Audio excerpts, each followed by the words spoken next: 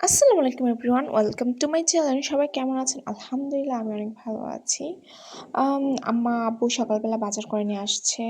গোস্ত, মাছ আম এগুলো নিয়ে আসছে। আম্মা কাটাকাটি করছে। আর আমি এখানে সকালের নাস্তা করে নিয়েছি।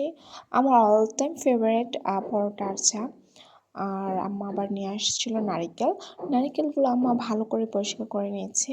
আর কেটে বাবুটা এখানে বসে, বসে দেখছে আম্মা কিভাবে কাজ করছে।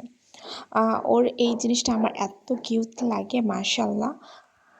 প্রতিদিন আম্মার ভাবি এখানে কাটাকাটি করে আর ও বসে, বসে সব দেখে। কিন্তু কিছু ধরবে না, কাছে আসবে না, বসে, বসে শুধু দেখবে। আর অন্যদিকে ভাবি মাছ কেটে নিচ্ছে। আর ভাবি সুন্দর করে মাছ কাটতে পারে। আর আমি এখানে বসে, বসে আমার কেটে বাবুটাকে আদর করছি। চলে আসছে রান্না করতে। মাংসটা ভালো করে ধুয়ে, পরিষ্কার করে, পানি ঝরিয়ে পাতিলে নিয়ে এখানে হলুদ, মরিচ, লবণ, জিরা, ধনিয়া গুঁড়ো, আদা, রসুন, গরম মশলা, স্বাদ মতো লবণ আর বেশি করে তেল দিয়ে ভালো করে মেখে নিচ্ছে। এখানে তেলটা একেবারে দিয়ে দিচ্ছে, আলাদা করে আর তেল দিবে না। ভালো করে মেখে নিচ্ছে। আম্মা সব মশলা দিয়েছে আর ভাবি এখানে মাখছে। আর অ্যাড করে দিয়েছে পেঁয়াজ আর কাঁচামরিচ। এখানে ঝালের পরিমাণটা একটু কম। আমি আর রিয়ান বাবা ঝাল কম খাই, তার জন্য বলে দিচ্ছি ঝাল একটু কম দিতে, তার জন্য ঝাল কম দিয়েছে। তো এইখানে প্রেসার কুকারে বসিয়ে দিয়েছে। ভালো করে কষিয়ে তারপর পানি দিয়ে একবারে বসিয়ে দিব। প্রেসার কুকারে রান্না করলে গ্যাস আর টাইম দুটোটাই বেঁচে যায়। তার জন্য আমরা প্রেফার করি প্রেসার কুকারে রান্না করতে। এখানে ভালো করে কষিয়ে নিচ্ছে। মাংস যত কষাই ততই মজা হয়। তার জন্য ভালো করে কষিয়ে এখানে আলু অ্যাড করে আর একটু গরম মশলা দিয়ে আর একটু কষিয়ে তারপর আমি প্রেসার কুকারে ঢাকনা লাগিয়ে দিচ্ছি। এখানে আরেক চুলায় বসিয়ে দিয়েছে মাছের লেজ। একটু তেল দিয়ে আর লবণ দিয়ে ভালো করে ভেজে নিচ্ছে।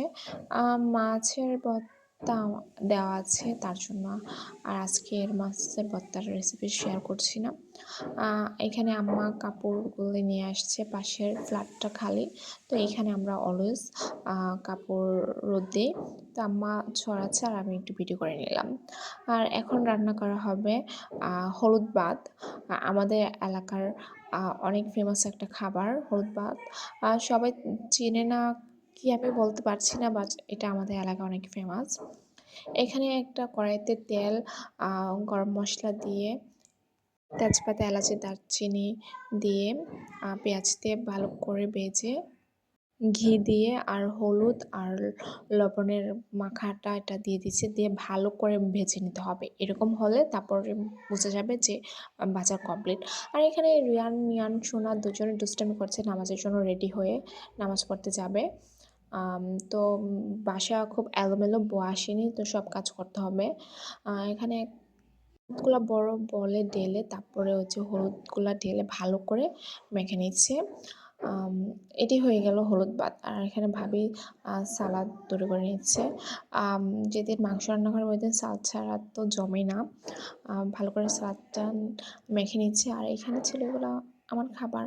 বিকালবেলা চলে গিয়েছিলাম সবাই মিলে চা আর মোগলাই খেতে।